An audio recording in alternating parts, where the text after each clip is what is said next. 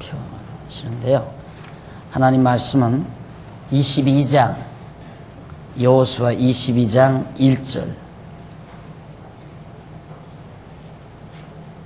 맞죠? 네.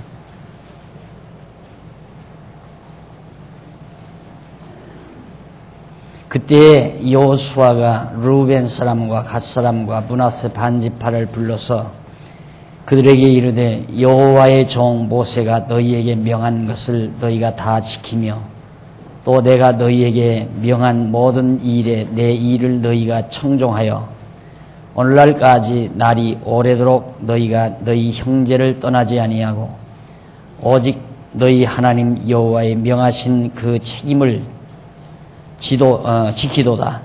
이제는 너희 하나님 여호와께서 이미 말씀하신 대로 너희 형제에게 안식을 주셨으니 그런즉 이제 너희는 여호와의 종 모세가 요단 저편에서 너희에게 준 소유지로 가서 너희의 장막으로 돌아가되 크게 삼가 여호와의 종 모세가 너희에게 명한 명령과 율법을 향하여 너희 하나님 여호와를 사랑하고 그 모든 길로 행하며 그 계명을 지켜 그에게 친근히 하고 너희 마음을 다하며 성품을 다하여 그를 섬길지니라 하고 여호수아가 그들에게 축복하여 호렙에 그들이 자기 장막으로 갔더라. 우선 6절까지 봉독해 드렸습니다.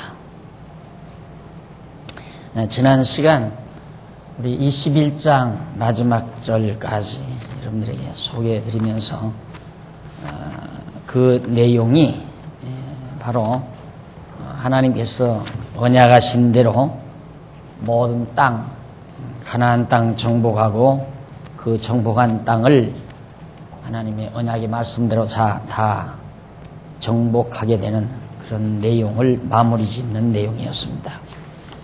그런데 다시 조금 거슬러 올라가서요. 21장 43절 한번 봅니다. 1431페이지. 21장 43페이지. 43절.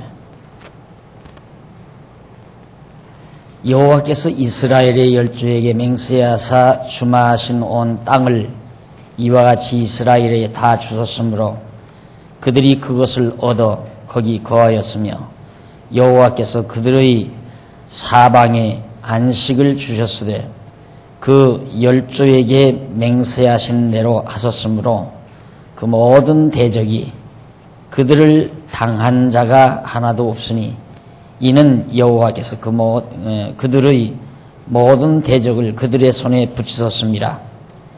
여호와께서 이스라엘 족속에게 말씀하신 선한 일이 하나도 남음이 없이 다 응하였더라 하는 내용입니다.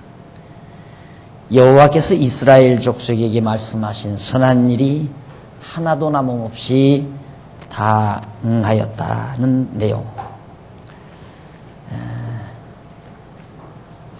아시다시피 하나님께서 이스라엘 자손에게 자손 본창에서 땅 줌하고 언약을 하셨습니다. 언약하시고 그 언약의 말씀대로 자손도 번창하고 그리고 땅도 무사하게 가나안 땅을 정복했는데 그것이 바로 하나님께서 이스라엘 자손에게 명하신 선한 일이 다 이루어진 것이다 라는 내용이죠. 오늘 우리들이 보통 우리들의 사고를 혼잡하게 만드는 요인 중에 하나가 바로 우리 이성적 기능에 의한 바로 선악에 대한 판단입니다. 이것은 선하고 이것은 악하다. 이것은 좋고 이것은 나쁘다. 라고 하는 그런 우리들의 이성적 기능, 이것이 곧 우리를 많은 갈등을 가져오게 한다. 그래서 사실은 갈등을 하지 말아야 될 것 때문에 갈등을 많이 하게 되죠. 그런데 오늘 봉독해 드린 말씀을 보면 하나님께서 하시는 일이 안 이루어지는 것이 없죠. 그럼 하나님이 하시는 일은 당신 좋아하시는 대로 일을 하시는 거예요. 우리는 보통 그렇게 생각합니다. 처음 창조하실 때는 하나님이 좋으신 대로 다 했다는 거죠. 하나님이 좋으신 대로 창조해놓고 보시기에 좋았더라. 또 창조해놓고 보시기에 좋았더라. 그래서 인간이 타락하기 이전에는 하나님 보시기에 좋지 않은 것이 하나도 없었습니다. 다 모든 일이 하나님 보시기에 좋게 그렇게 창조하셨고 섭리하셨다는 것. 그것이 이제 창세기 1장에 나오는 내용이죠. 그런데 그 뒤에는 이제 하나님이 싫어하시는 일이 너무너무 많이 이루어진다. 이 땅에는 하나님이 보시기에 좋은 일이 이루어지는 것이 아니라 하나님이 보시기에 나쁜 일들만 이루어진다 라는 얘기입니다. 그러나 창조 당시에도 보면 어둠과 빛을 하나님이 창조하시죠. 어둠도 지어놓고 빛도 지어놔요. 그건 왜 그러냐면 밤이 가고 어둠이 가고 빛이 오면 낮이 오면 하루를 만드시기 위한 하나님의 섭리란 말입니다. 그렇기 때문에 하나님께서 좋아하시는 하루라고 하는 그 날을 섭리하시는 가운데서는 어두운 밤과 밝은 낮이 꼭 필요한 거죠. 그러니까 어두움만 놓고 보면 그것이 어떻게 보면 나쁜 것이라고 볼 수 있지만은 또 빛만 놓고 보면 빛은 좋고 어두움은 나쁜 것이라고 그렇게 생각할 수 있지만 그러나 하나님은 그런 어둠과 빛을 왜 창조했나? 그것이 하루가 가고 밤이 오고 낮이 오면 하루가 되게 하는데 그 근본 그 하나님의 섭리 과정의 목적이 있죠. 그러니까 빛과 어두움은 하나님이 첫날 창조하는 완성품이에요. 그게 하나님이 좋으신 거예요. 어둠이 왔다가 빛이 왔다가 그게 하나님 보시기에 좋았던 것이다. 그런 것처럼 오늘 우리들도 이 땅에 살아가는 과정에서 우리가 볼 때에는 어두운 역사가 있어요. 정말 어두운 역사가 많이 있지만은 그 어두운 역사 말고 또 밝은 역사도 있단 말입니다. 인간이 말할 수 없이 부패해서 타락하는 역사도 있지만은 예수 그리스도가 오셔서 그 모든 죄를 빛으로 오셔서 그 모든 죄를 용서하시고 대속해 주시는 밝은 역사도 있잖아요. 어둠 속에서 죄악의 흑암 속에서 방황하는 인류들의 역사도 있지만은 빛으로 오셔서 우리들의 모든 죄를 용서하시는 대속해 주시는 빛의 역사도 있단 말입니다. 왜 하나님은 그렇게 해 가시는가? 그런 이유는 궁극적으로 하나님의 보시기에 좋은 것, 선을 이루시기 위한 것들이라 말입니다. 마찬가지로 이스라엘 백성에게도 하나님께서 말씀하실 때 이스라엘 백성이 고통을 당하는 고난의 역사도 없지 않아 있어요. 애굽에서 400년 동안 종살이하는 역사 있잖아요. 그리고 광야에서 고통스러워하는 시련을 당하는 그런 역사도 있고 그런 역사 이후에 가나안 땅을 정복하는 대단한 역사, 이스라엘 백성들이 기뻐하고 즐거워하는 역사, 이런 역사들이 모아져서 결국 하나님의 좋으신 뜻, 선한 일이 이루어지는 것이다. 그래서 사도 바울이 모든 일이 합력하여 선을 이룬다는 그 말은 이 땅에서 일어나는 모든 일, 우리가 과거에 예수를 믿지 않던 어두운 시절의 내 삶이나 예수를 믿고 진리를 깨닫고 기뻐하는 밝은 우리들의 삶이나 이런 삶들이 모두가 합력해서 모아져서 결국 하나님의 선하신 뜻을 이루어간다.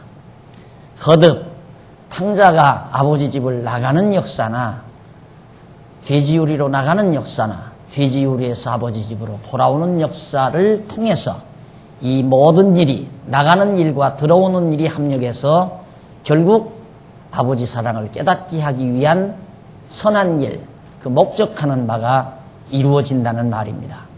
그러니까 우리들의 사고방식을 항상 왜? 어차피 인간들은 목적을 모르고 살아요. 사는 목적도 모르고 밥 먹는 목적도 모르고 모든 것에 대해서 목적을 몰라요. 그러니까 그냥 실리에 의해서 사는 거예요.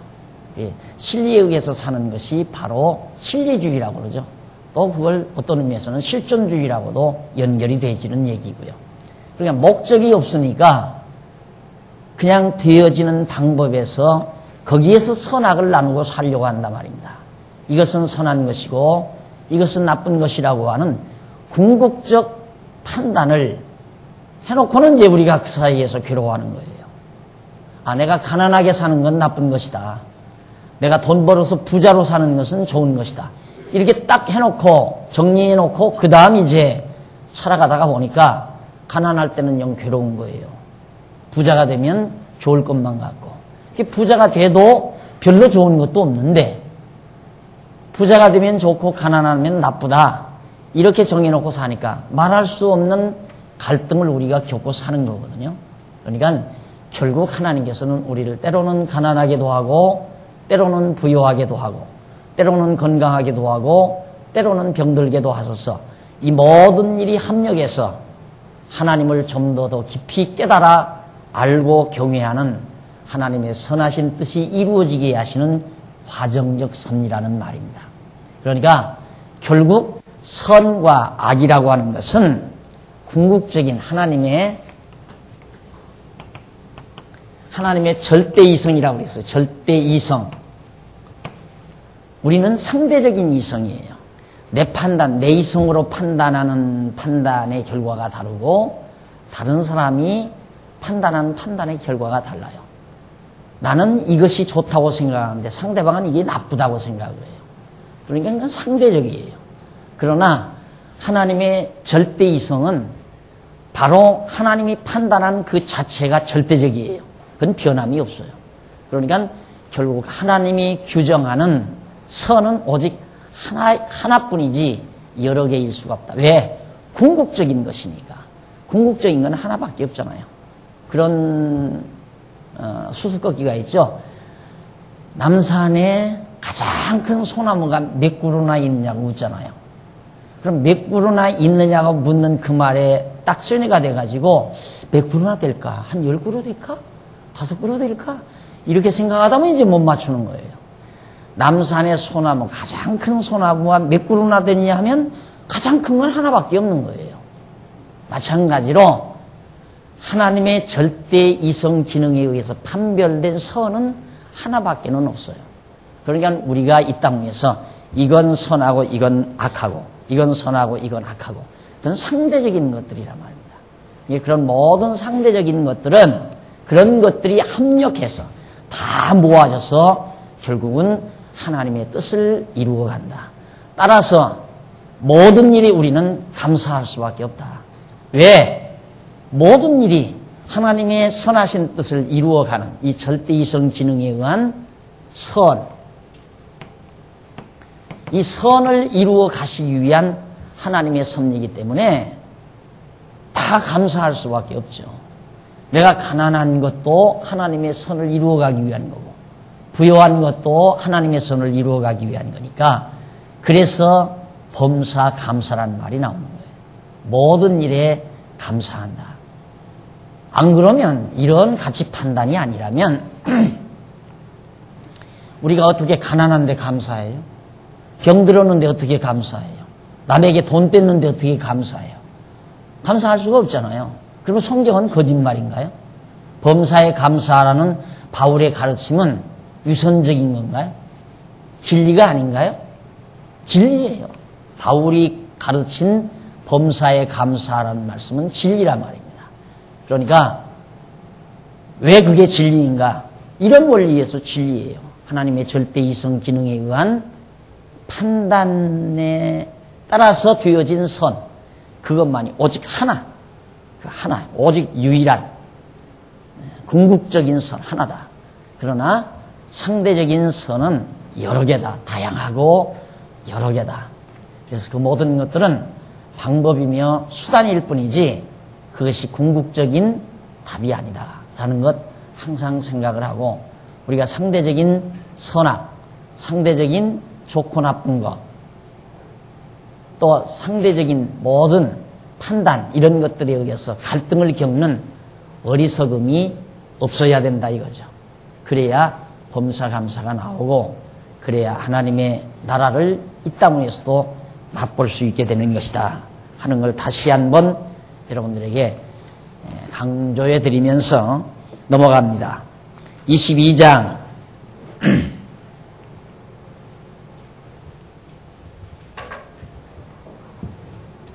22장에서 24장까지는 이제 땅을 다 빼앗아서 분배해 주든 빼앗지 않은 것, 아직 정복하지 않은 것을 분배해 주든지 간에 다 분배해 줬잖아요. 이제 전부가 다 분배됐단 말입니다. 지난번 말씀드린 대로 바로 그것이 바라는 것들의 실상이요 보지 못한 것들의 증거다. 아직 땅이 빼앗아지지 않았지만은 그것은 어느 지파의 것이라고 이미 규정된 것이고 그것이 실상과 같은 거예요. 다만 때가 아직 안 된 거죠. 때만 좀 연기된 거예요. 영원 개념에 있어서는 뭐 과거다 현재다 미래다는 게 별로 그렇게 중요한 게 아니거든요. 과거다 현재다 미래다. 그러니까 오늘 우리들도 그러잖아요. 대개 사람들이 꿈이 있으니까 굉장히 활력소가 있고 행복하더라. 그래서 꿈을 가져라 이런 말들을 하거든요. 이게 뭔가 사람이 꿈을 가지게 되면 뭔가 힘이 솟고 행복한 것 같아요. 행복해요. 그 꿈이라는 게 뭡니까? 아직 이루어지지도 아니한 것을 이룬 것으로 자기 마음속에 받아들인 거예요. 쉽게 말하면. 꿈인데 그건 꿈인데 아직 이루어지지도 않은 건데 그런데도 그 행복하다고 하는 것은 이미 그 꿈이 자기의 것이 된 거예요. 자기의 것처럼. 그게 이제 모든 사람들이 대부분 가지고 살아가는 보편적인 방법이란 말입니다. 그런데 오늘 우리는 그렇게 막연한 꿈이 아니에요. 사욕에 의한 꿈도 아니고 허욕에 의한 꿈도 아니에요. 우리는 구체적으로 확실한 꿈이에요. 확실한 꿈. 그것이 사실로 된다는 확실한 꿈. 그래서 이스라엘 자손들이 가나안 땅 들어가서 아직 빼앗지 아니한 땅을 지도를 그려서 나누어 가진 것. 그것이 바라는 것들의 실상이요 보지 못하는 것들의 증거인 믿음이다. 그러니 행복한 거죠. 아직 그것이 내 것이 안 됐지만 행복한 거예요. 그거야말로 진짜 믿음 안에서만이 가능한 것들입니다. 자, 그래서 그렇게 땅을 정복하고 난 이스라엘 자손들에게 땅을 분배해 주고 나서 여러 가지 교훈을 합니다. 그 교훈 중에 첫 번째가 22장에 두 지파 반에게 요단 동편 땅에 있는 두 지파 반을 향해서 교훈을 하죠. 그 교훈 내용 첫 번째가 1절로 6절까지인데 1436페이지 여기 보면 두 지파 반에게 교훈을 하고 요단 저편 장막으로 보내줍니다. 원래 이스라엘 자손들이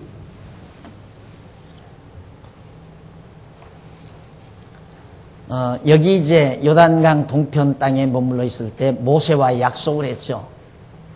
이쪽 동편 땅을 달라니까 동편 땅을 달라고 하니까 모세가 만약에 여기서 땅 이들이 차지하고 그냥 이 땅에 머물러 산다면 이쪽에 위험한 곳에 들어가려고 하는 사람이 아주 굉장히 의기소침해질 거 아니에요. 이들은 이제 좋겠다. 이미 전쟁에서 다 빼앗아놓은 땅. 그런데 우리는 이거 요단강 건너가서 또 싸움을 해야 되는데 이길지 질지도 모르고 의기소침해질까 봐서 모세가 이들하고 약속을 해요. 두 지파 반하고. 이 땅 그럼 너희들에게 주기는 주는데 그 대신 짐승과 아이들과 아내들 이 약한 자들만 여기 놔두고 너희 남자들 장정 남자들은 전부 들어가서 여기 싸우는데 제일 앞장서서 싸워라. 너희들이. 그리고 이 땅을 빼앗아서 다 모든 지파들이 땅을 차지하고 점령했을 때 그리고 편안하게 살 때 그 다음 너희들이 돌아와서 너희 가족들과 너희 기업에서 살도록 해라. 그래서 그렇게 하기로 하고 이 땅을 준 거란 말입니다. 같이 건너가서 모세는 여기서 죽고 그다음 여호수아를 따라 건너가 가지고 약속대로 이 땅 다 점령했잖아요. 다 나눠줬단 말입니다. 그러니까 교훈을 남기고 이 두 지파반에게 교훈을 남기고 그러면 너희들이 정복한 너희들에게 기업으로 준 땅으로 돌아가라 하는 얘기예요.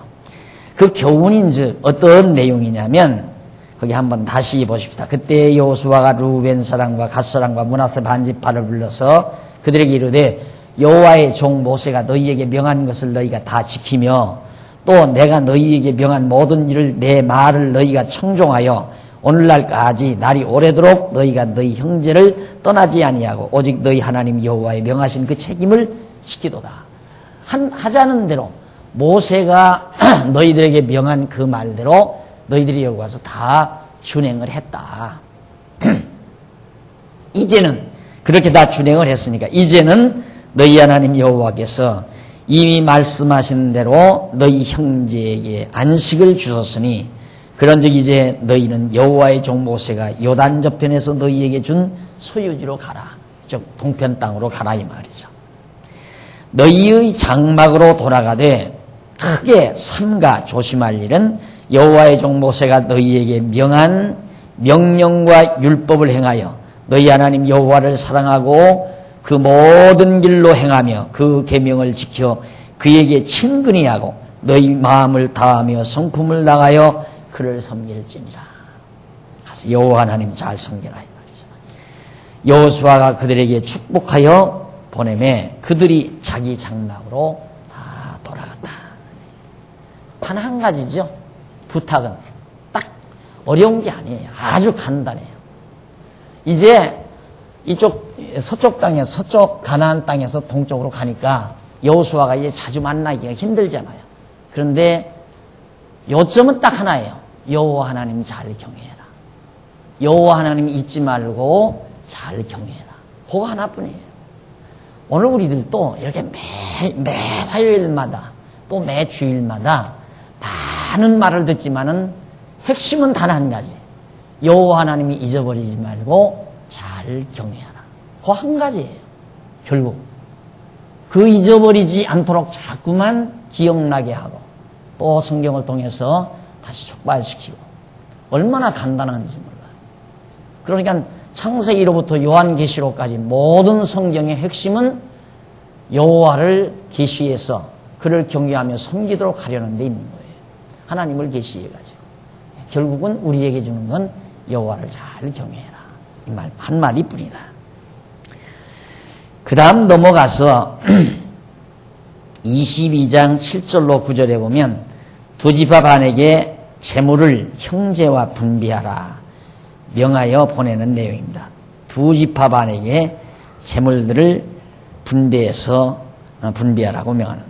므낫세 반지파에게는 모세가 바산에서 기업을 주었고 기타 반지파에게는 여호수아가 요단 이편 서편에서 그 형제 중에서 기업을 준지라.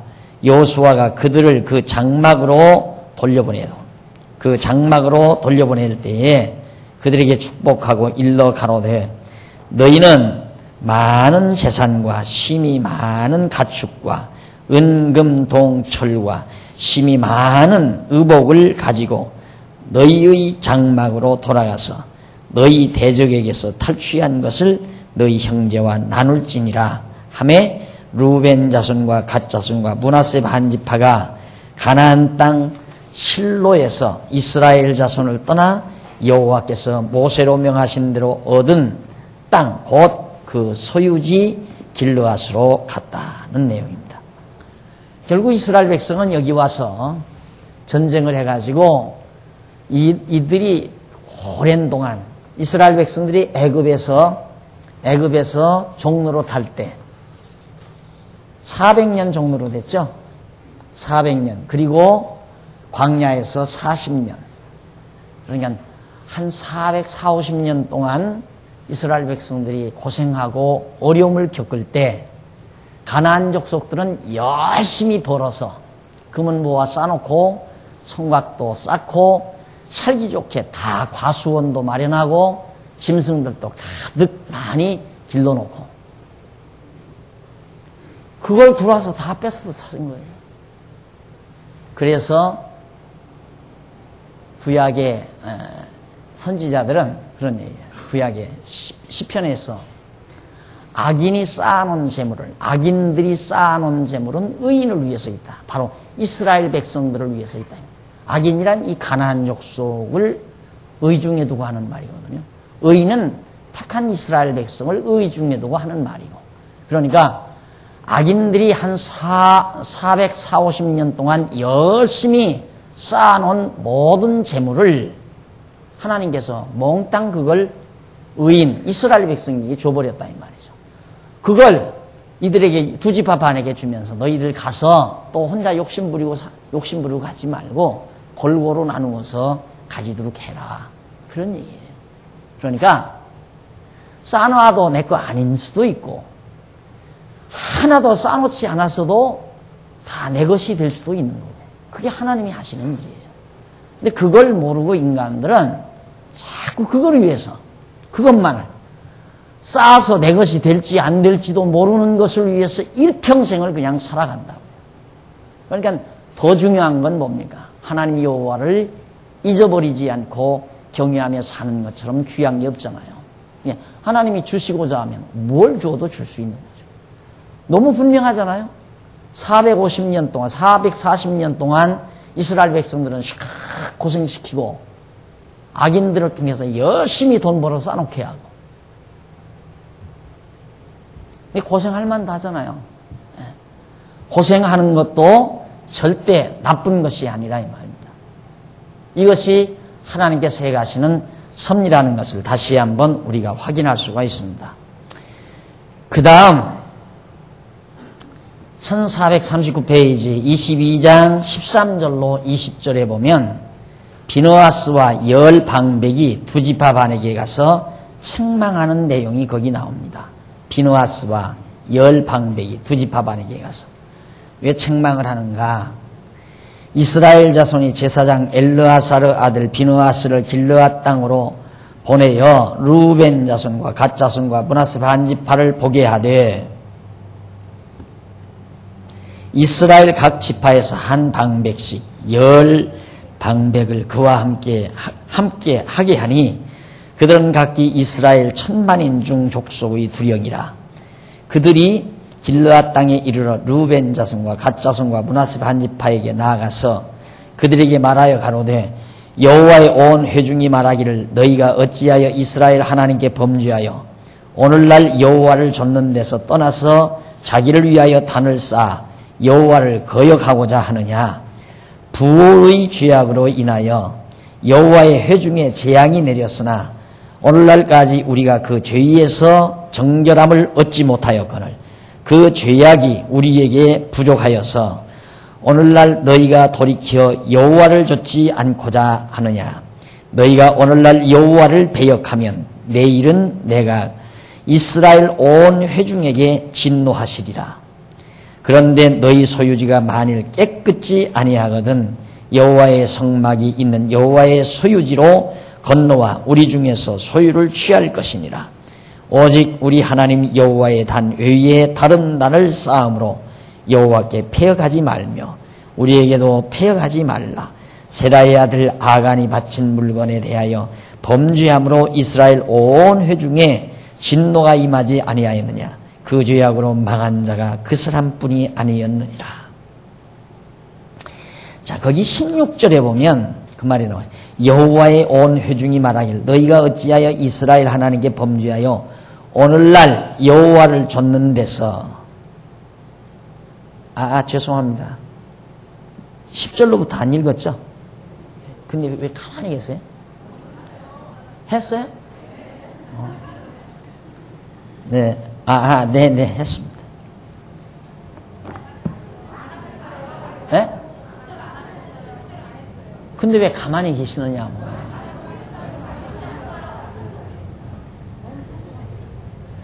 네. 그 10절에 보면 두 지파 반이 요단 언덕가에 다른 단을 쌓는 일을 합니다. 이들이 이제 건너갔잖아요. 가가지고 여기서 요단 언덕가에다가 이렇게 단을 하나 이렇게 다시 쌓아요. 그러니까 여호와 하나님을 경외하는 단이 아니라 자기들 나름대로 제단을 하나 쌓는 거예요. 예를 들면 이게 자기들 딴하는 여호와 하나님께 제사하려고 쌓는다고 했죠. 왜 그러냐면 이쪽으로 건너가기가 그렇잖아요. 그래서 이제 특사를 보내는 거예요. 이제 여기다 제사장하고 이제 방백 둘 따라서 방백들 몇 사람 10방백을 하고 따라 보냈어요. 그쪽으로 이제 보내가지고 왜 거기다가 다른 단을 쌓느냐 이런 얘기죠. 거기 한번 10절 보세요. 루벤 자손과 므낫세 반지파가 가나안 땅 요단 언덕가에 이르자 거기서 요단가에 단을 쌓았는데 볼만한 큰 단이었더라. 이제 가려고 이쪽에다 쌓네요. 이쪽에다. 가려고 보니까 요단 이제 건너려고 이제 갔는데 여기 요단 언덕이 하나 있으니까 거기다 큰 단을 굉장히 큰 단을 쌓았다고 그랬어요. 그러니까 이스라엘 자손이 들은즉 이르기를 루벤 자손과 갓 자손과 므낫세 반지파가 가나안 땅의 맨 앞편 요단 언덕가 이스라엘 자손에게 속한 편에 단을 쌓았다 하는지라. 바로 이쪽 서편에다가 단을 쌓았다.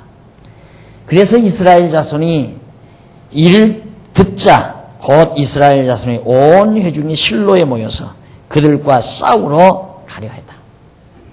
당장 두 지파 반이 가다가 딴 단을 쌓으니까 이 친구들이 다른 신을 경외하려는 겁니다. 이 백성들이 가서 두 지파 반하고 싸우려고 했어요.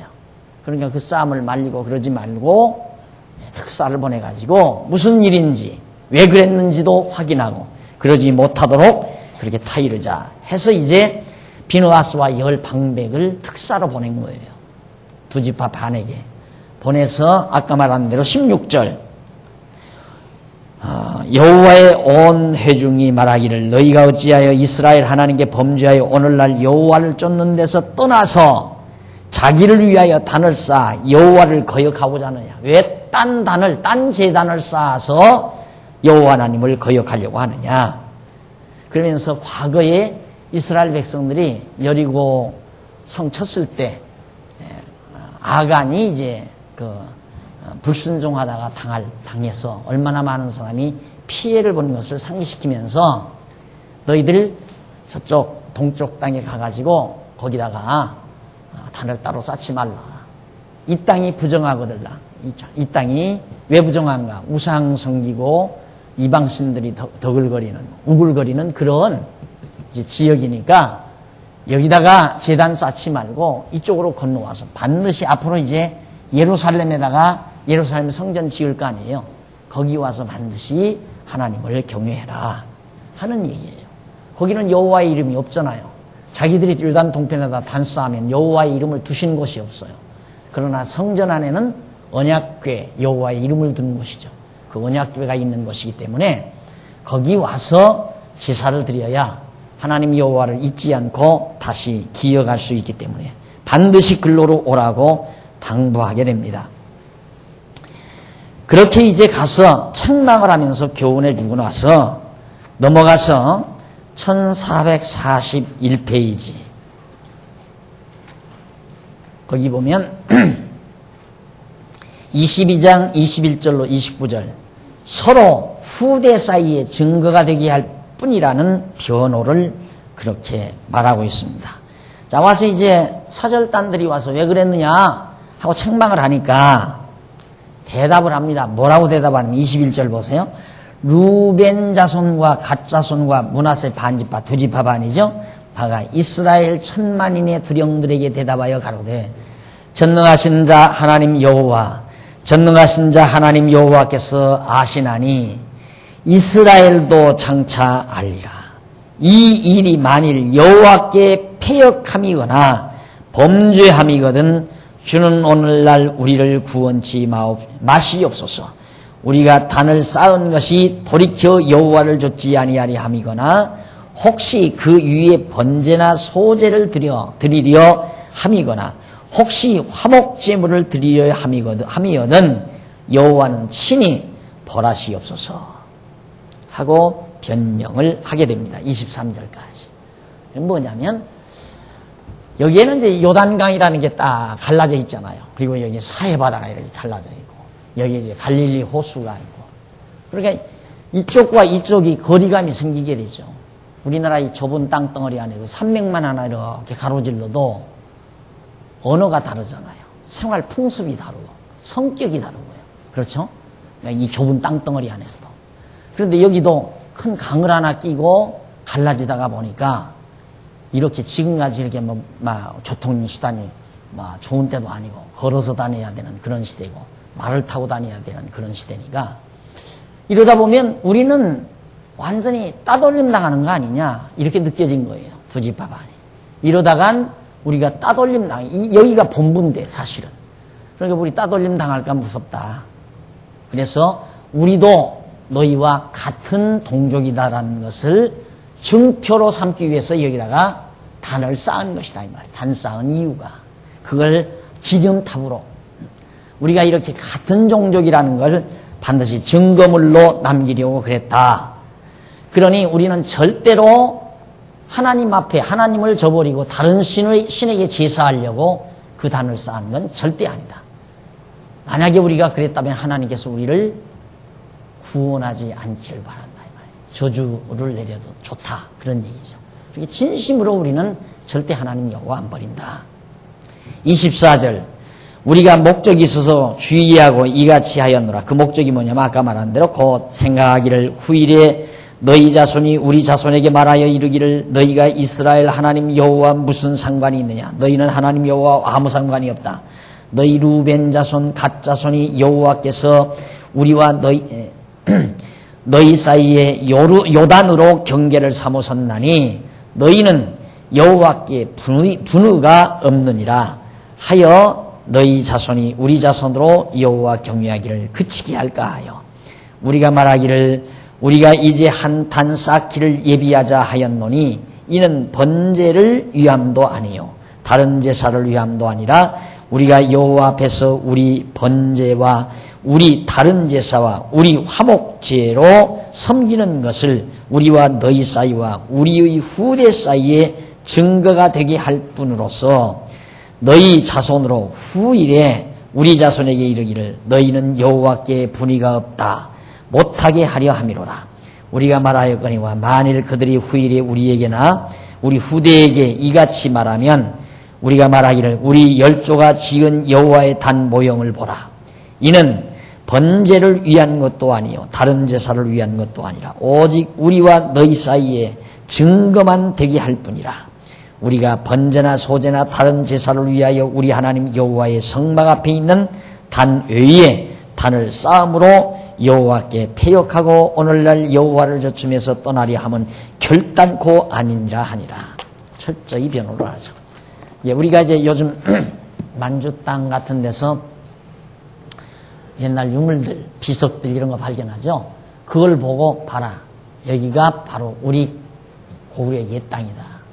우리 조상들이 바로 여기에서 살았다는 증거를 역사적으로 삼는 것처럼 이 두지파 반도 자기들 당대에는 괜찮다 이거죠. 그러나 이들도 죽고 자손들이 나고 이들도 죽고 자손들을 나누고 그 후대 몇 대에 가면 이쪽에서 야 너희들 두지파 반도이들은 우리와 다르다. 하나님께서 요단강으로 너희와 우리를 딱 갈라놨다.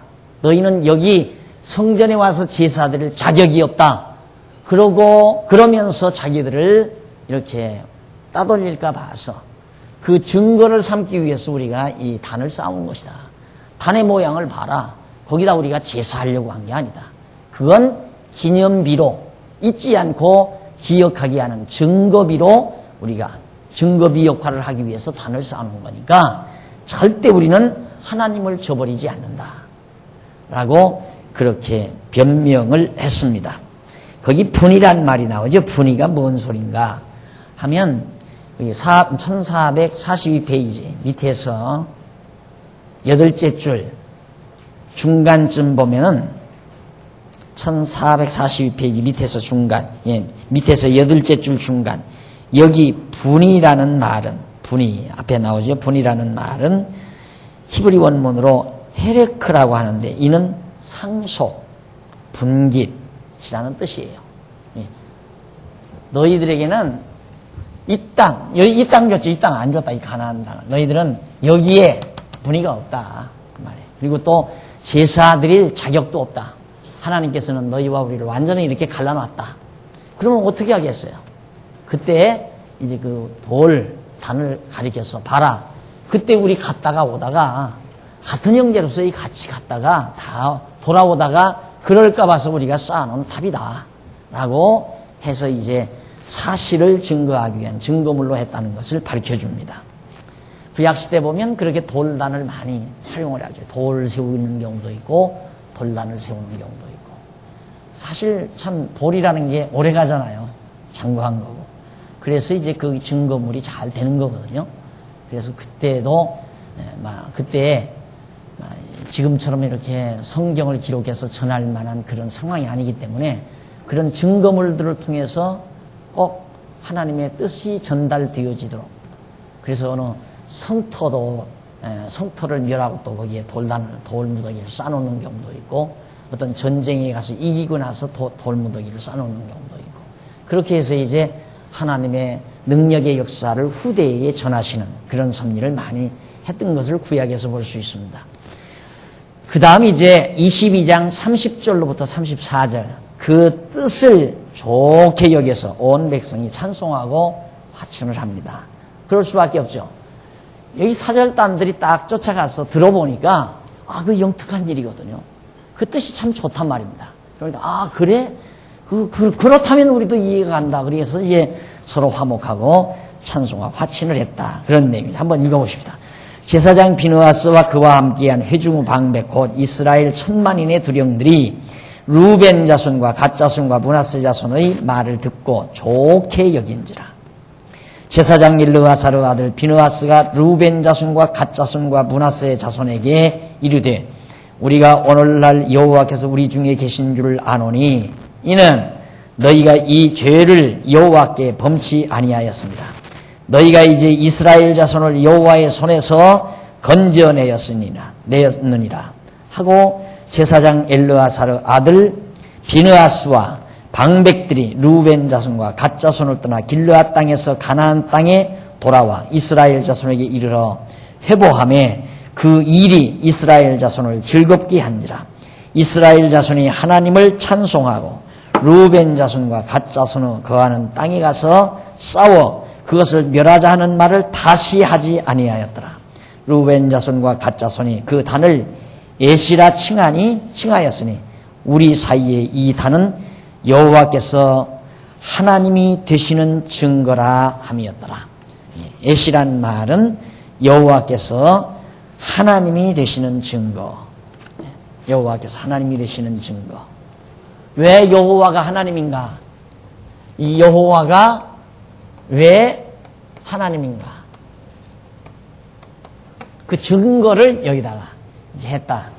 그건 뭐냐면 여호와가 언약대로 이루시는 여호와가 전능자다 이 말이거든요. 전능자다. 그것은 이 단을 놓고 에시라는 말을 붙여놨으니까 이게 이제 이쪽에서 그래 이쪽도 하나님께서 언약대로 정복해 준 거고 여기도 하나님께서 언약대로 땅을 정복하도록 해주었다. 그러니 그분은 전능자다.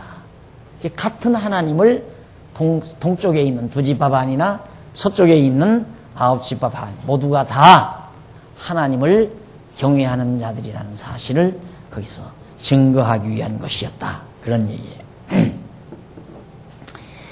자, 그러면 그 다음 이제 23절로 23장에서 24장에는 모든 백성에게 교훈하는 내용이에요. 모든 백성.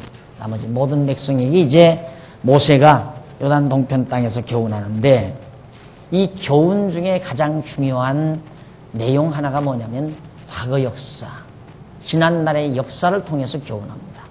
그러니까 이제 머지않아 우리가 이제 역사서 끝나면 선지서를 공부할 터인데 그 선지서, 선지자들 통해서 백성들을 교훈할 때 반드시 지난날의 역사를 들추어요. 지난날의 언약대로 이루신 역사를 들추고 나서 앞으로도 언약대로 이루실 것을 예언을 해줘요. 그게 선지서의 핵심 내용이에요. 그러니까 모든 선지자들 하나님이 보내시는 이유는 백성들을 교훈하기 위한 거거든요. 그럼 교훈을 어떻게 하는가? 선지자들의 교훈 방법이 뭐냐면 지난날의 역사를 회곡해요. 봐라. 과거 역사 봐라. 하나님께서 언약하신 말씀대로 다 이루어주지 않았느냐. 그러니 앞으로 이렇게 해주신다는 하나님의 언약대로 반드시 그렇게 이루어진다는 사실을 예언을 해줘요. 그것이 선지서 내용이에요.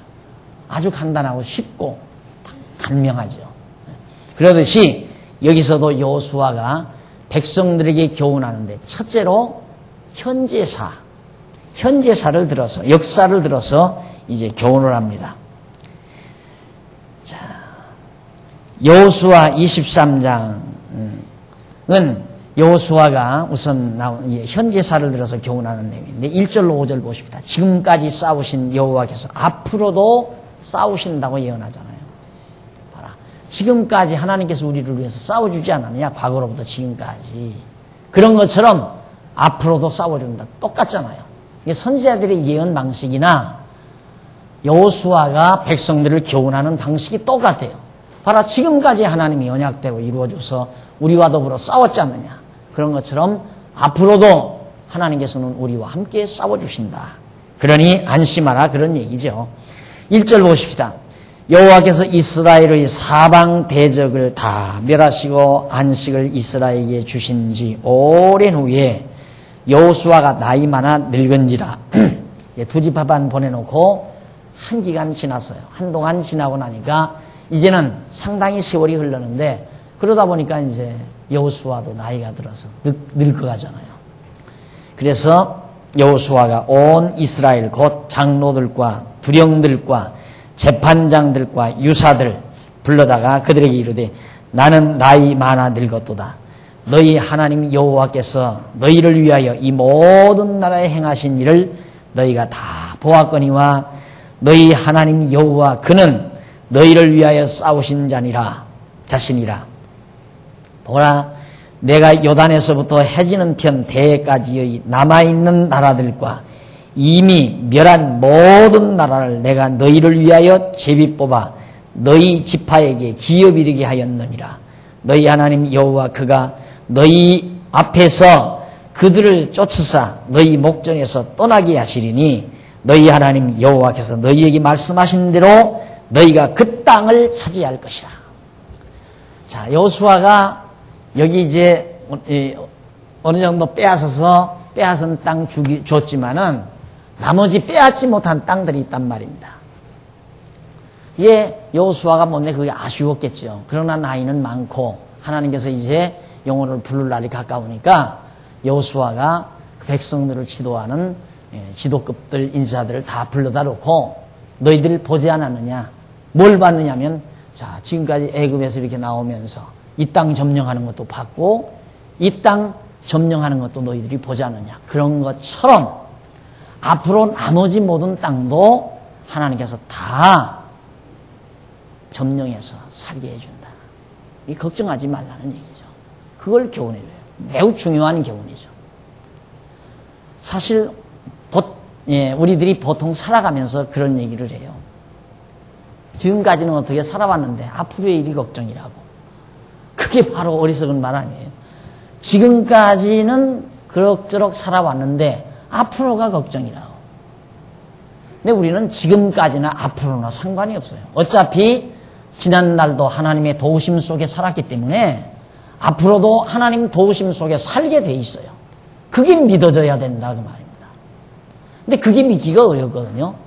그러니까 우리가 지금 되어지는 일, 지금까지 되진 일은 하나님께서 해주셨다. 그건 된 걸 봤으니까 그건 대부분 잘 믿지요. 정말 장안중앙교회 진짜 하나님이 지금까지 인도해 주셨다. 그건 믿어요. 그건 누구나 잘 믿어요. 그런데 앞으로는 모르지. 앞으로도 정말 하나님께서 보호해 줄라나? 그건 의심스럽다 이 말이에요. 왜? 아직 되지지 않은 일이기 때문에. 그건 믿음이 아니에요. 진짜 큰 믿음은 되어진 일을 보고 되어지지 아니한 일을 믿는 거예요. 이미 이루어진 일을 보고 이루어지지 아니한 일을 확신하는 것이 믿음이에요.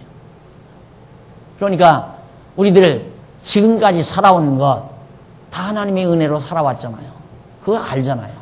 야, 정말 지금까지 산 거 하나님의 은혜다. 그러면 앞으로도 은혜로 살게 돼 있어요. 그런데 걱정하면 더 잘 살게 되는 줄 아는 거예요, 사람들이. 걱정을 하면 더 잘 살게 되는 줄 알거든요. 걱정해서 더 잘 살 것만 같으면 아야 도시락 싹 짊어지고 다니면서 더 걱정을 해야지. 네? 안 그래요? 밥 해 먹을 시간도 걱정으로 대치를 해야 한다 이 말이에요. 왜 걱정을 안 해요? 그러나 걱정은 아무 필요가 없는 거고 유행한 요소밖에는 없어요. 우리의 건강을 해치는, 우리의 행복을 앗아가는 아주 사악한 요물이 걱정이에요. 걱정근심. 그러니까 백성들이 여호수아가 죽을 것 같으면 이미 나이가 많아서 죽게 되지니까 백성들이 걱정할 거 아니에요. 야, 지금까지는 여호수아 장군이 살아있어가지고 땅을 빼앗아서 우리에게 나눠줬지만은 이제 여호수아 죽으면 어떡할까? 이게 걱정스러워할까 봐서 여호수아는 지금 이러한 교훈을 해준 거예요. 이미 지금으로부터 한 3,000년 전에, 3,500년 전에, 그렇죠. 3,500년 전에, 500년 전에 했던 교훈이라 해서 우리와 무관한 게 아니에요. 우리와도 다 관계야. 우리도 똑같은 입장이니까. 지금까지 살아온 것을 보면 앞으로도 살아갈 걸 알게 돼 있잖아요. 여러분들의 계획대로 사라진 거 하나도 없잖아요. 여러분 계획대로 사라진 게 아니라 하나님 계획대로 다 지금 살아온 거란 말입니다. 이스라엘 백성들이 하나님 계획대로 다 종살이 400년 마치고 때가 끝나니까 나와서 이게 하나님 계획대로 그대로 들어와서 하나님이 언약하신 계획대로 다 이루어진 거란 말입니다. 선한 일이 다. 우리의 삶도 마찬가지죠. 내 계획대로 지금까지 됐다면 저거 안 믿어도 돼요. 그러나 여기 앉아 계신 분 어느 누구도 지금까지 살아온 것이 자기 계획대로 됐다고 당돌하게 말할 사람 한 사람 없죠. 만약에 그런 사람이 있다면 그 착각하는 사람이에요. 있을 수가 없어요. 자기 계획대로 산 사람이 아무도 없어요. 아마 자기 계획대로 살았으면 벌써 여러분 백마탄 왕자하고 결혼했을 거고, 여자분들은 또 남자분들은 정말 공주하고 결혼을 했을 거고, 백만장자하고 결혼했을 거고. 안 그래요? 지금 다 정말 일절 손 하나 까딱하지 않고 살아가는 대단한 귀부인들이 다 됐을 거고 신사들이 다 됐을 거고. 안 돼요. 우리 계획대로 된 게 하나도 없어요. 될 수가 없죠. 하나님이 모든 일을 정해놓고 인도해 가시는데. 그래서 자, 사람들이 문제는 내 계획대로냐, 우연이냐, 필연이냐, 섭리냐. 자, 계획대로, 이건 인간의 의지를 강조하는 거죠. 내가 계획대로 내가 다 할 수 있다. 완전한 인본주의자예요.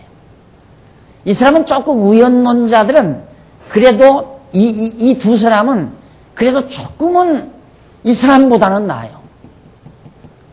사악성이 아주 하나님 편에서 볼 때 이 계획대로 산다고 하는 사람처럼 아주 사만하고 오만한 자가 없어요. 이거 될 수가 없는 일이거든요. 근데 이 사람들은 계획대로 안 되거든. 내 마음대로 안 된다 이 말입니다. 그걸 솔직히 인정하는 사람이에요. 그럼 내 마음대로 안 되는데 되는 건 뭐냐? 그 우연히 그렇게 되는 거다 이 말이에요. 필연적으로 된다는 말은 그냥 이 사람은 그냥 이 사건을 낳고 이 사건을 낳고 그렇게 해서 그 사건이 나오도록 그냥 정해져 있다.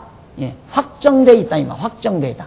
어떻게 보면 그게 이제 섭리론과 같은 것 같지만 아니에요. 여기는 그냥 그 사건 자체의 기능에 의해서 필연적으로 대적한다는 얘기예요. 그러니까 기계가 각 부속품이 있잖아요. 이 부속품들이 잘 그렇게 서로 연결이 돼가지고 필연적으로 기계가 돌아간다. 이런 거예요. 이게 다 무신론에서 나오는 거예요. 무신론. 이것도 무신론이고. 같은 무신론이지만 이 사람은 아주 오만하고 자만한 무신론자예요. 자기가 다 한다는 사람. 이 사람은 그래도 조금 솔직성이 있는 무신론자예요. 하나님은 모르지만은 내 마음대로 안 되지는 거구나. 내 마음대로 안 되면 뭐냐? 우연히 되는 거고 필연적으로 기계적으로 되져간다. 이건 뭐냐? 우리 하나님의 섭리대로, 하나님 경륜대로, 하나님 계획대로 되져간다. 이게 다 무신론자.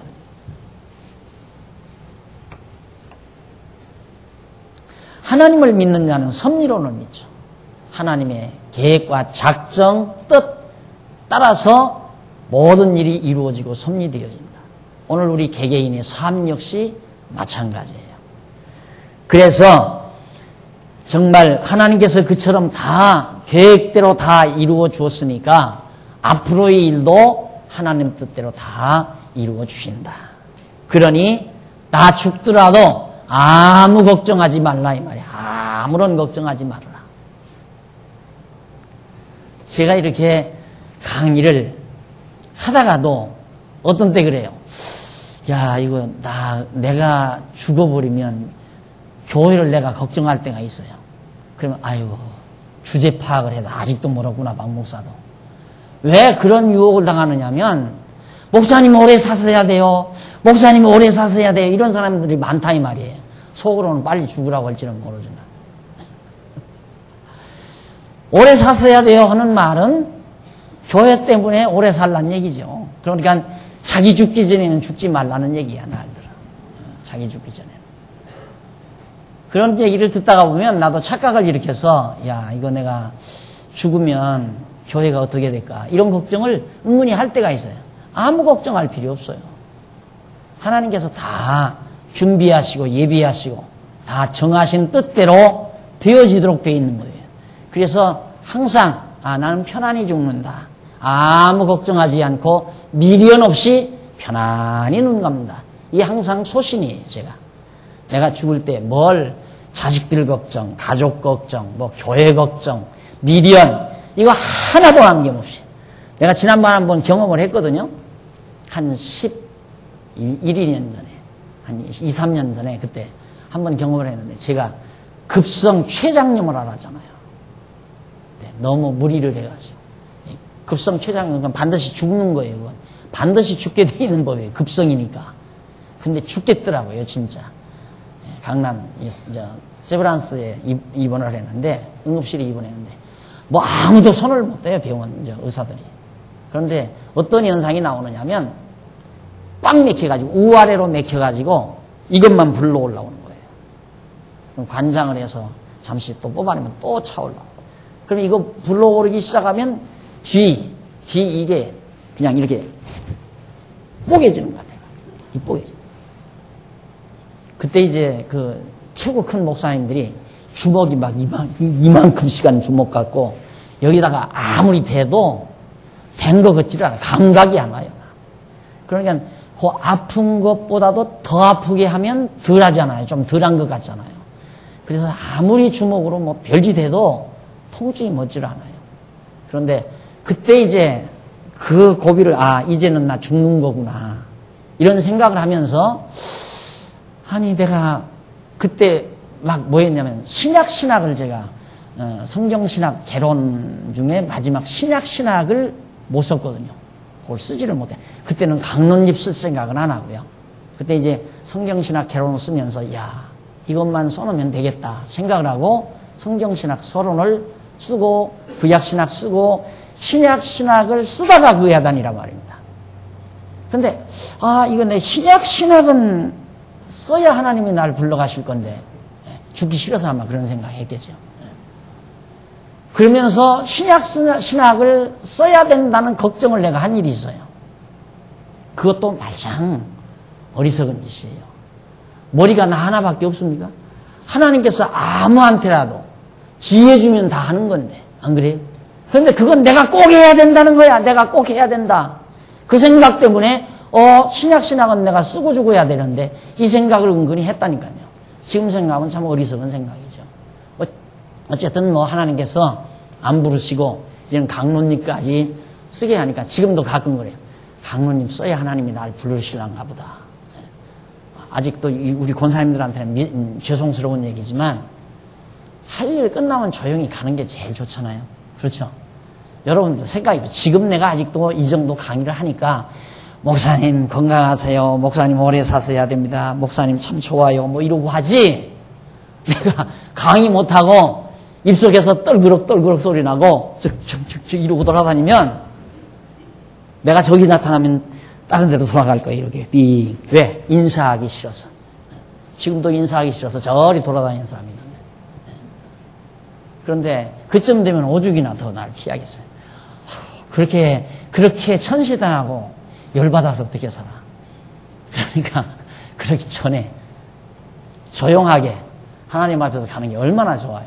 건강할 때 자녀들 앞에도 좋고 모든 사람들 앞에도 좋고. 그죠? 내일 끝나면 하나님이 부르실 거다. 어디까지가 내일인지는 몰라요, 나도.